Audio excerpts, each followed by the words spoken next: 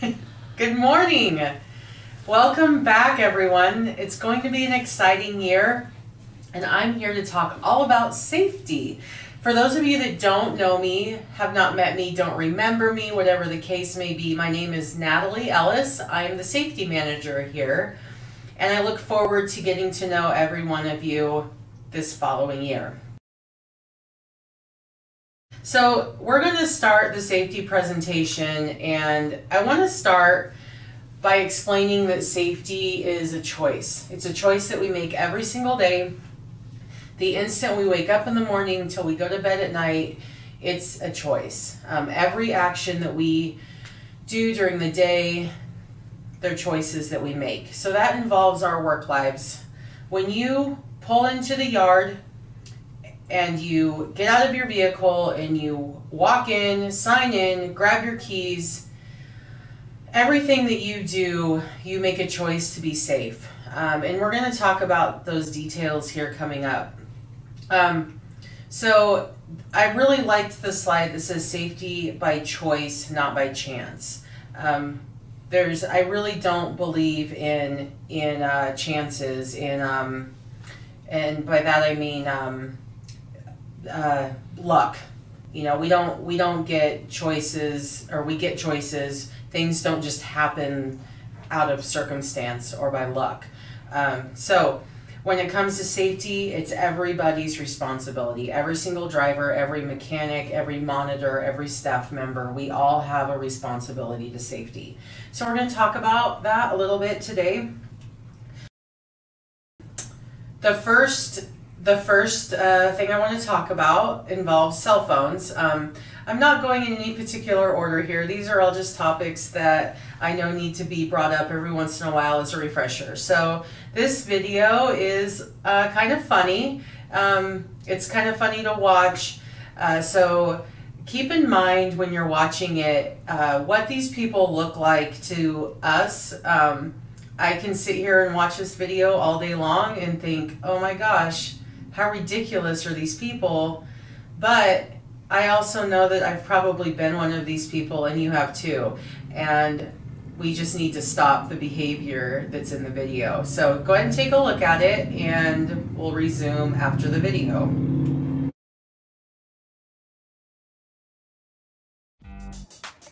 In the hustle and bustle of the streets, you need to be aware of your surroundings. But smartphone users walk with their heads down. They have no clue what's going on around them. To see how little they notice, we've sent out Joe, our friendly gorilla. Will these smartphone addicts spy our guy, or just walk on by without a glance? For most people, Joe is proving out of the ordinary. But it's amazing how many people on cell phones haven't even noticed there's a gorilla in their midst.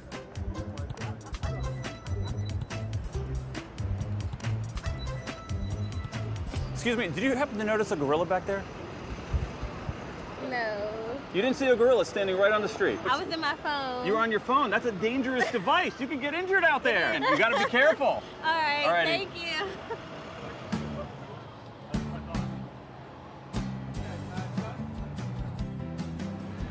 Hi, excuse me, did you happen to notice a gorilla back there? No. Oh, I do now, You do now. You didn't see it before. I did not see it before, but I was looking at what my next appointment was. Studies have shown that even just talking on your cell phone can reduce your peripheral vision. And when you're texting, it can shrink to less than 1/10 of the normal range.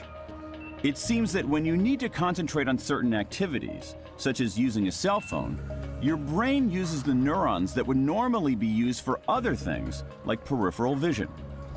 Texting or emailing while walking is such a new phenomenon that we don't have a system for dealing with it. But with smartphone use on the rise, it's only going to get worse. A Japanese phone network created this animation to show what would happen when cell phone ownership reaches 100%.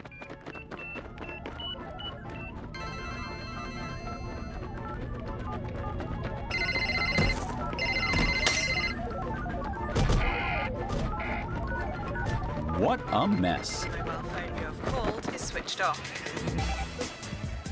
We're never going to get people to stop using their phones, but I do think we can get talkers and texters out of everybody else's way. So we're setting up a new system, using temporary spray paint to make the sidewalk safer and easier to navigate. We've got one lane for people without cell phones and a dedicated lane over here for people who want to talk and text while walking down the street. And because texters don't look where they're going, we've put arrows onto the ground in the cell phone lane so they don't bump into each other. That's the plan. Let's see if it actually works.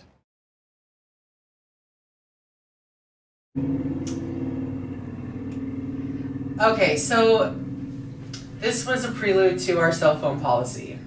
We all know that we have a cell phone policy. That's not news.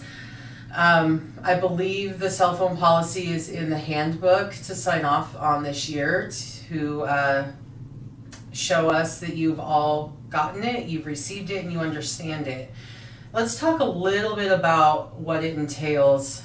And one of the things that I want to just bring up is that I understand, we all know that cell phones are very, very much a part of our daily lives. You can't see it right now, but Paul's sitting behind the camera on his cell phone because it's just part of our lives. We check our emails, we check our text messages, we take photos, we look at our social media. They are fantastic tools. I love my cell phone. I would be lost without it. So how do we avoid being unsafe with a cell phone? Paul is sitting in our conference room in a chair while I'm doing this. He's completely safe looking at his cell phone. There's no risk right now for him. But when we're in a bus, when we are in the seat of the bus, there's a couple of things that we need to look at. Obviously, when we're driving the bus, I hope at this point we all know how unsafe it is to have a cell phone in our hands. It's so unsafe that if it's in our hands and you're seen with it in your hands, it's a zero tolerance policy, meaning that there will be no ifs, ands, or buts. Your job is gone. There's no tolerance for it. So when it's not on, when the bus is not on, is it okay to use your cell phone? And I want to bring up professionalism at this point.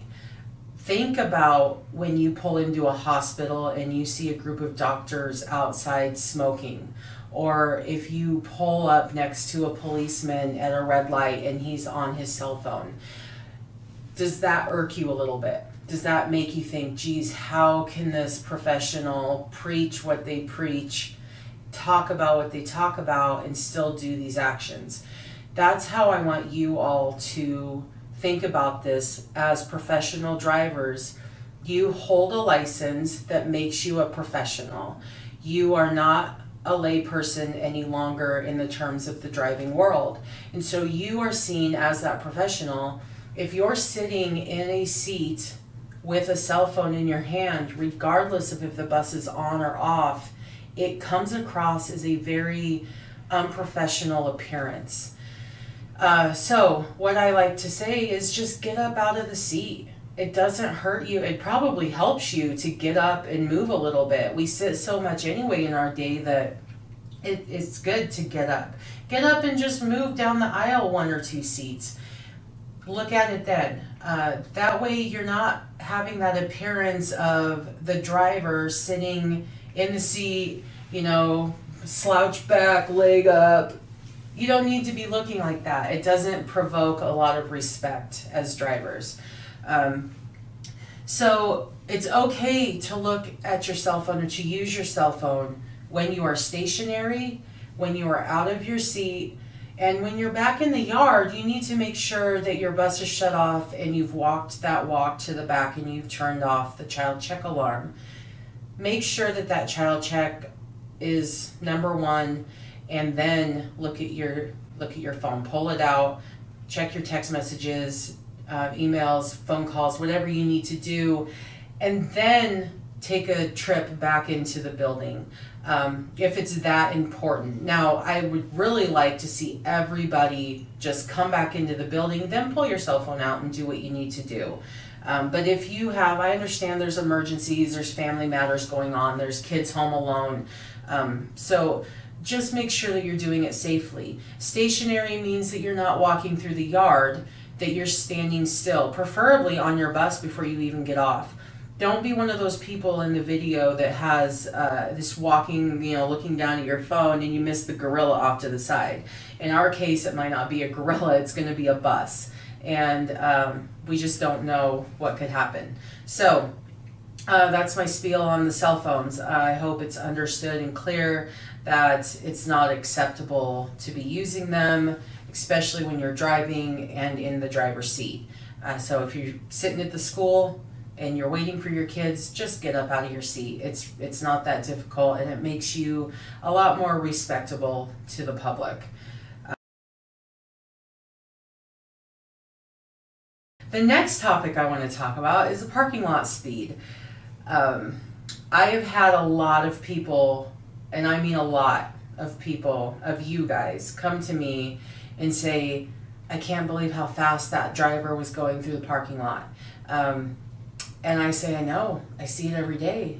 What should I do about it? And if it were up to all of these other drivers, they would want the ones that are speeding, they're harsh. They're a lot harsher than I am. They want you guys burned at the stake, tarred and feathered. I'm not going to do that. But I am going to ask you to please follow the speed limit rules in the yard. And you ask, what are the speed limit rules? Just in case it's not self-explanatory with all of the signs and all of the markings on the road now, we're going to go over it.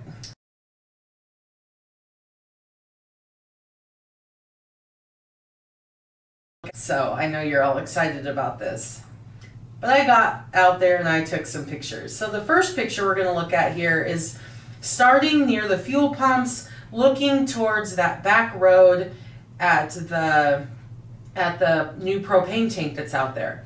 So that road, starting from the fuel pumps to the gates, is 10 miles an hour. I call that the southwest back road. So that should be pretty explanatory there.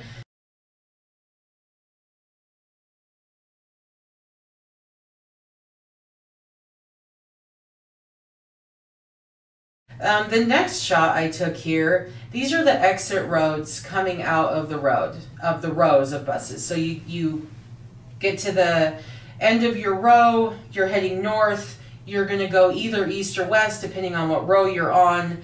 That road is 5 miles an hour, along with the rows themselves. We shouldn't be using the gravel roads as freeways to get to your parking spot. It's 5 miles an hour. I know it seems like you're crawling, but let's talk about the consequences of if you don't crawl through those yards and you see someone not following the cell phone rule coming out in between the buses with their face down, and they're like right there because you're going 15 miles an hour and you haven't had a chance to see them, and now you've maybe run over your coworker. That's not what we want to have happen. That would be a bad day. So let's just keep it at 5 miles an hour. Again, it's about respecting the policies, respecting the rules, and respecting each other as professionals.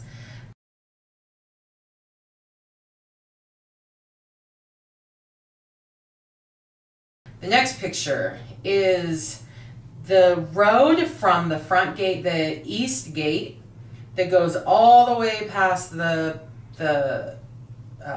operations building, the mechanic shop, and the fuel pumps. That road is 5 miles an hour. No ifs, ands, or buts. I know it seems like it takes forever to get from point A to point B, but you guys are paid by the minute.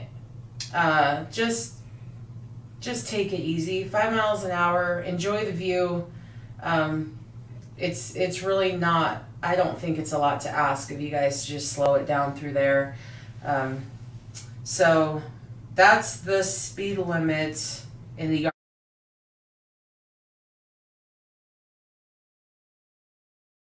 I found this picture our bus yard last year when you guys were out there doing figure eights. Does anybody remember this picture? No? Okay, it really isn't from our yard. But I don't want our yard to look like this. We shouldn't be having this sort of chaos and speed through our yard. So I really wish I could have found a video of a figure eight speedway school buses, but all I found were stills. So if you have video of something like that, shoot it to me. Maybe I can show it in a safety meeting sometime.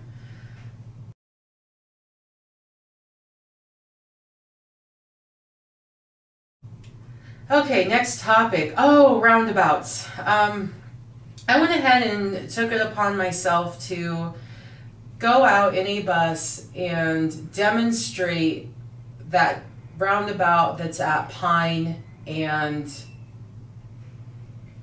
there's only one on Pine. I don't remember the cross street, but there's only one on Pine. Those of you that drive this know exactly what I'm talking about, because I've had people come up and question me, how should I be doing this? So I figured I would demonstrate it in a bus and let everyone see it. So when you are on Pine, this one is very different from the others that we have popping up in our area because it has 2 lanes that goes all the way through. Most of them just have the inside lane that's going straight, and the far right lane is veering off to the right. In the camera it probably looks opposite of what I'm doing here, but I think you get the gist, I hope. So this video is of me driving through the Pine roundabout. The biggest part to remember on this roundabout is we really need to stay in that that far outside right-hand lane. If you're in the inside lane, you're liable to connect with your tail swing into the opposing or the traffic lane next to you, and that really is where the problem lies. Is there's just not a lot of room there, and if we have tail swing air, then we're in a bind that we don't want to be in. So the other thing about the Pine Street roundabout that I want to bring up is the crosswalk. Right, if you're heading eastbound through the roundabout, on the other side of it, on the eastbound side, there's a crosswalk right after the roundabout. Even though it seems like it would be dangerous, if there's somebody in the crosswalk, they get the right of way. So if you take it slow enough through there and you're not zipping through that roundabout, you should have plenty of time to stop. You're looking far enough ahead and there shouldn't be any issues. So I'm going to go ahead and play the video. Okay, as you can see, we're coming up to it. I slow way down. Oh, there's a crosswalk on both sides. I didn't notice that. Or maybe I did and forgot. I'm going real slow through there, you guys. You can see, and we come out the other side. At this point, if you needed to make a left-hand turn, is where you would turn left. Or, I mean, move into that left-hand lane when it's safe to do so. There's no road or driveway so close after the roundabout that you can't move into the left-hand lane after going through the roundabout. If you have any questions on this, just come and ask me. I can have a discussion about it.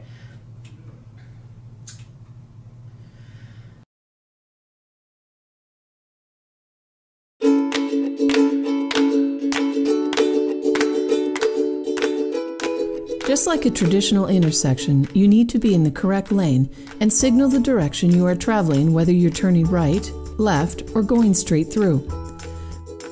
But unlike traditional intersections, when you exit a roundabout, you need to signal right to indicate you're exiting. To keep traffic flowing, roundabouts are designed so that lane changes aren't required once you're in the roundabout. Turning right in a 2-lane roundabout. Enter from the right lane. Signal as you approach the roundabout in the right-hand lane. Maintain your signal through the roundabout and stay in the right-hand lane. Travel in the outer lane of the roundabout. Exit directly from the right lane. Going straight through a 2-lane roundabout. Unless otherwise marked, enter from either the left or the right lane. You don't need to signal when entering the intersection. Stay in this lane until you exit the roundabout. Signal right prior to your exit. Exit directly from the lane you are in. Turning left in a 2-lane roundabout. Enter from the left lane. Signal left as you approach the roundabout from the left-hand lane. Maintain your signal through the roundabout and stay in the inner lane of the roundabout. Exit directly from the inner lane. Signal right prior to your exit. If you need to make a full circle, signal left as you approach the roundabout in the left-hand lane.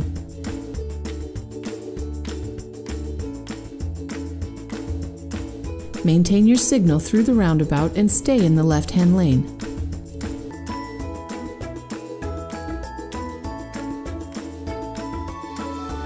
Signal right prior to your exit and exit in the left-hand lane. These are the general rules for 2-lane roundabouts, but it's important to always follow the lane designation signs and pavement markings, as each roundabout can be a bit different.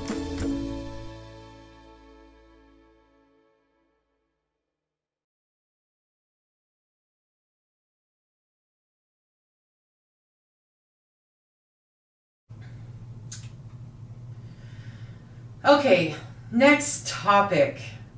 Let's talk about watches. I'm not going to stand here and tell you that they're mandatory or they're policy. What I'm going to say, it goes back to that professionalism. If you wear a timepiece, there's a lot of benefits. It kind of shocks me that this is even an issue. I thought most transportation professionals knew that a timepiece was an important feature. I've worked for agencies where they have been mandatory, and if you show up without a watch that we had to supply on our own, they didn't supply them, but if we showed up without a watch or a timepiece, not our cell phones, that was a big no-no, that we would get sent home and lose our route for the day. That's how important it was. That was with public transportation, but it does follow into student transportation, because how do you know what time it is? You know, schedules are an important piece of our day. If you don't have a way to tell the time without pulling out your cell phone, there's a real problem.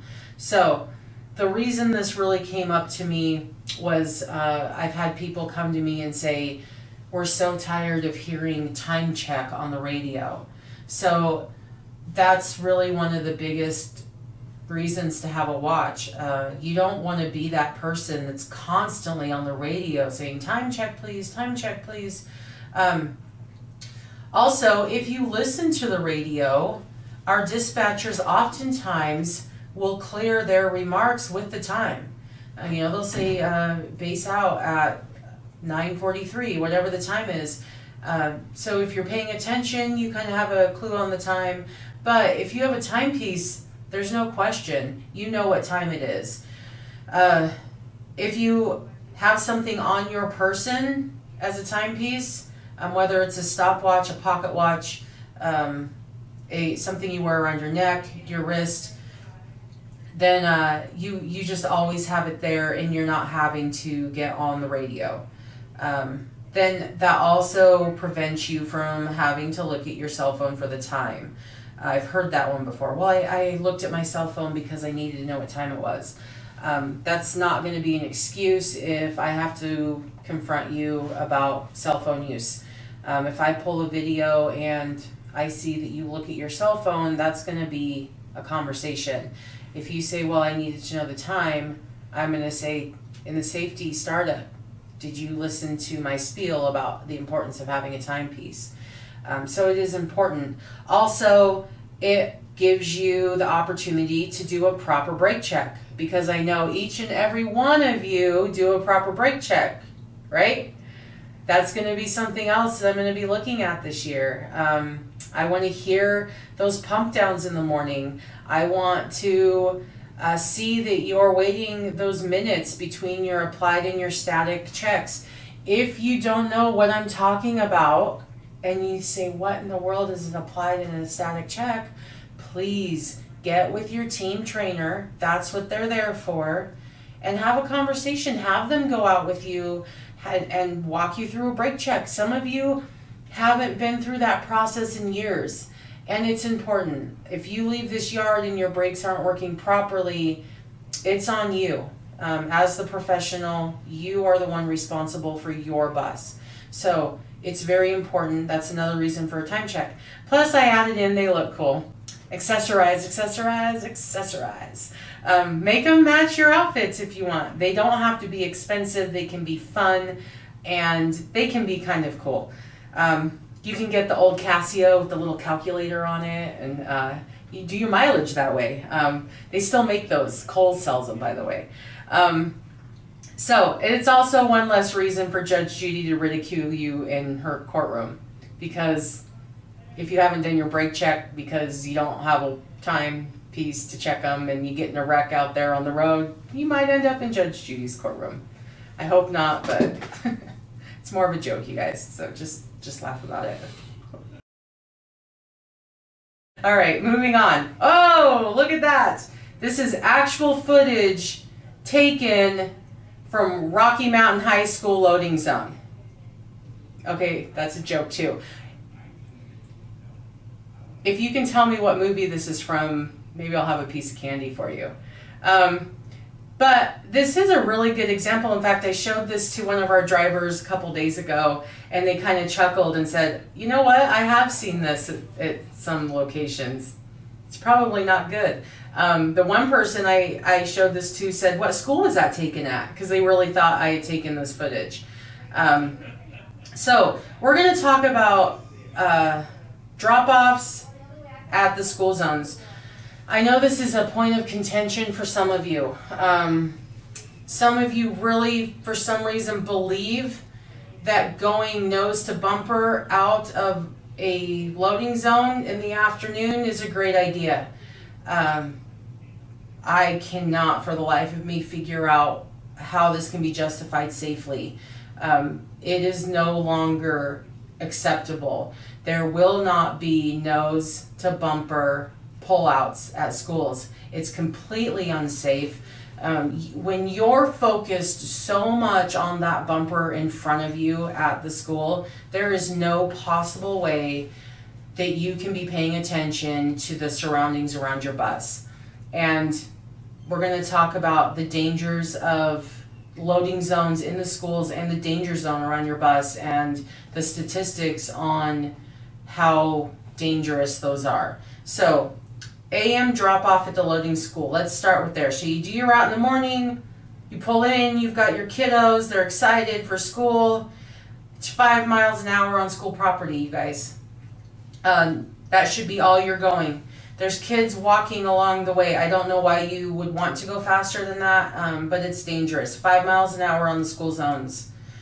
So when you pull up to the curb, you use your 6-inch reference point. Those of you that have not been through the safety blitz, you will eventually learn what your 6-inch reference point is. Maybe some of you have gotten that training in the past, but it's going to be a refresher and you're going to go over it.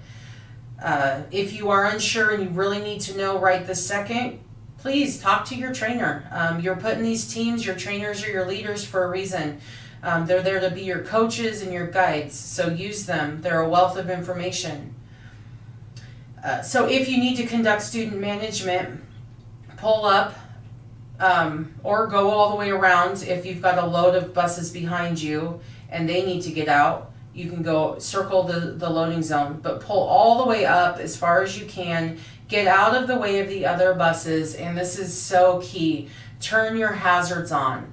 So you let's say you unload your kids, you need to have a chat with someone, you pull up, turn those hazards on and then have that chat, because all of the other buses, that's going to indicate to them that it's safe to go around you. Hazards are your communication to other drivers that it's safe to pass your bus in a loading zone.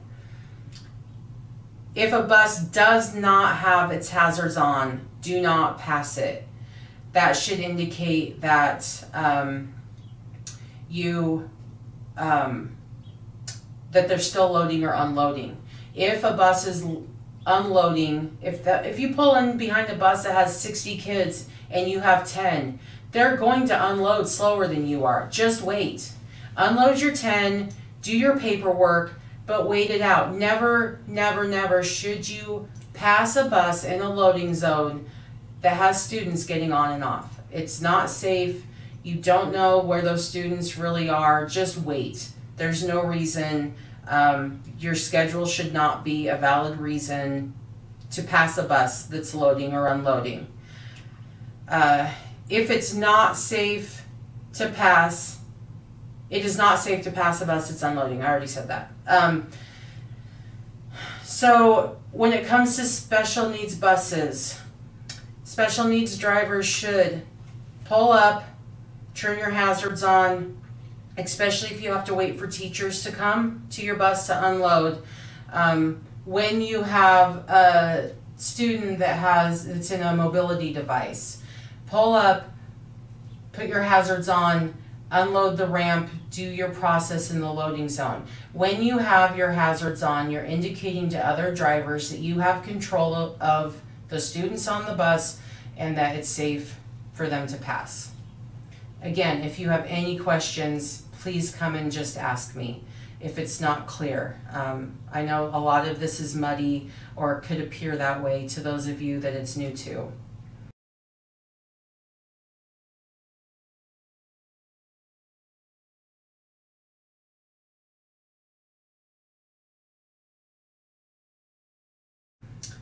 So in the afternoon, the PM loading at the schools. 5 miles an hour on the school property. We load students and we leave in order. When you pull in, if you have your students loaded but the other bus in front of you is still loading or beside you, some of our schools we load in that diagonal format. If you have a bus that's still loading, do not pull around them or leave out of order, because you don't know where their students are. There's too much chaos. There's danger zone is 12 feet all the way around the bus, and that we just need to make sure that that's clear. Do not pass buses that are loading. If you need extra time and it's time to leave, so maybe you get your kids on the bus, they're all there, and you need to talk to them. When that first bus pulls out and it's time for you to pull up, turn your hazards on to indicate to those buses behind you that it's okay to go around, you have control of the students on your bus, and then the buses can pass you. But those hazards are the communication device for that message. When leaving the school, follow all traffic control signs. Do not pull out bumper to bumper, it's not safe. If your loading zone has a stop sign, it needs to be observed as a stop sign. When I get those student calls or those parent calls every day saying your buses are running stop signs, your buses are running stop signs, and I've tried to deal with this, it becomes a real sore spot for me. When I see professional drivers not following safety protocols and not following traffic laws, it becomes a real issue. So let's not make that an issue this year. It's not that difficult to stop at a stop sign and to let the parents and the buses work together to pull out. It really will work. So try to remember that everyone else that is leaving the school has the same goal you do. It only takes 1 or 2 extra minutes to be considerate of all the other drivers that are doing the same thing you're doing, just trying to leave. Again, we don't let our schedules push us. If you're having a scheduling issue, please come and talk to somebody. Come and talk to scheduling, come and talk to me. We will work it out.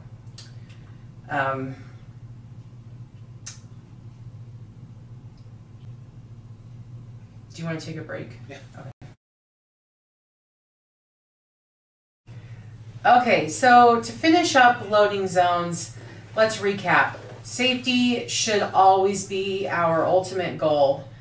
Statistically, the highest number of student fatalities happen in the loading zones at the schools. I could tell you stories that are not good. So I don't want to have any of those stories to tell from CST. Think of how you would feel if you caused a fatality because you thought you needed to rush. There's nothing that trumps safety. Safety should always be first. Now with that outrage after a 5-year-old boy was left stranded on a school bus, surveillance video showing how frightened he was, and now his mom is demanding some answers. ABC's Paula Ferris is here with more on that. Good morning, Paula. Good morning, Amy. The story is enraging. The mom is demanding answers. The bus driver has been fired, but this little boy was put in harm's way on several levels. Not only was he left alone on that bus, when he woke up, he wandered around a parking lot, relying on a complete stranger to help. Overnight, a Tennessee bus driver has been fired in the wake of this heartbreaking video. In these surveillance videos obtained by ABC affiliate WTVC in Chattanooga, watch as this 5-year-old boy sobs for help, waking up inside this parked school bus alone. Just 10 minutes earlier, the driver had ended her shift. She's seen walking off the bus, not noticing that sleeping boy who's just 2 rows behind her. The bus company saying the driver had just completed a 2-hour training session days before.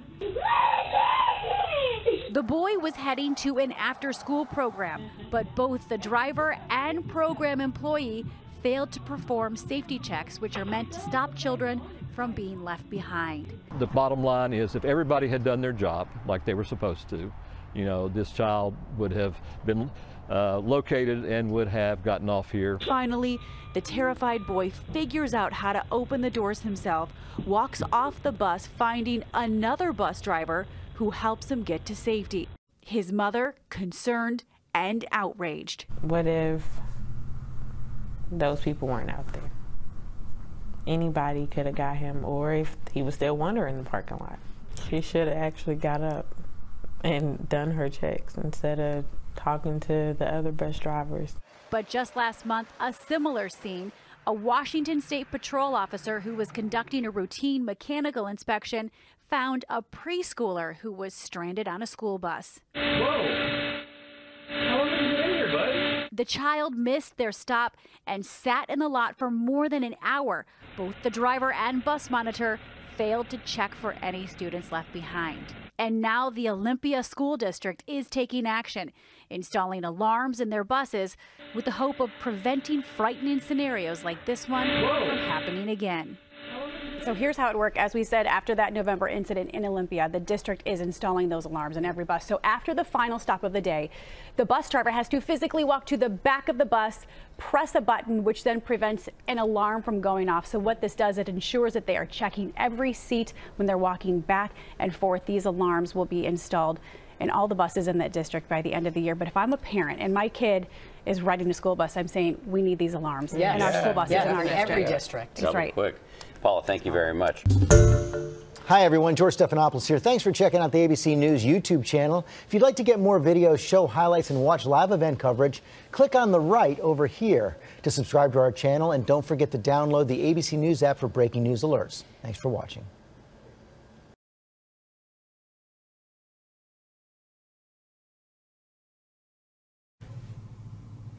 Okay, so sleeping children, I know that you guys, some of you feel like we've beaten a dead horse with this topic. Obviously, with this news story, it's still a problem in this country. I've had people come to me and say, well, don't you trust me? It's not about that, you guys. It's not about trust. It's about having a commitment to our community and to our children that we transport every day to show them that we care enough about them and their children that they are not going to be left on a bus. So that is why CST STA has put this double, triple check into into place. It's not about you. It's not personal. So stop thinking that it's personal and that we don't trust you. It's about our children. And I hope that you care enough about your students that you want a triple check, a double check, whatever it takes to make sure that you haven't left a student on the bus. So sleeping children, the process this year is going to look a little different. We need to focus on the purpose. We need to make sure that when we park our buses, we are checking with a purpose. We're not looking at our cell phones. We're not doing our paperwork as we're walking down the aisle, that we're actually focusing on each seat, looking left and right, left and right, left and right. And make sure that you walk the aisle of your bus. If walking the aisle of your bus is that big of a burden, you need to come in and talk to safety or to operations, and we need to find out why walking the aisle of your bus 2 or 3 times is an issue. If you get to the end of your route in the day, the policy is that you pull over and you search your bus after each and every time you empty it out. That means in the morning, each school you drop off at, you do a child search. In the afternoon, you load at your schools. That last stop, after you've dropped off all your students, you find a spot to pull over safely and do a search. It's not that difficult, and it could save all of this heartache that's happened in the past. I want to have a zero return to the yard year this year. 0 children to the yard this year. If you find a child on your bus after dropping at one of your locations or at the end of your route in the afternoon, and you find them where you're supposed to find them, you're going to get a huge kudos. But if you bring them back to the yard or anywhere else that they're not supposed to be, it's going to be not a kudos. It's another zero tolerance. Is a sleeping child brought back.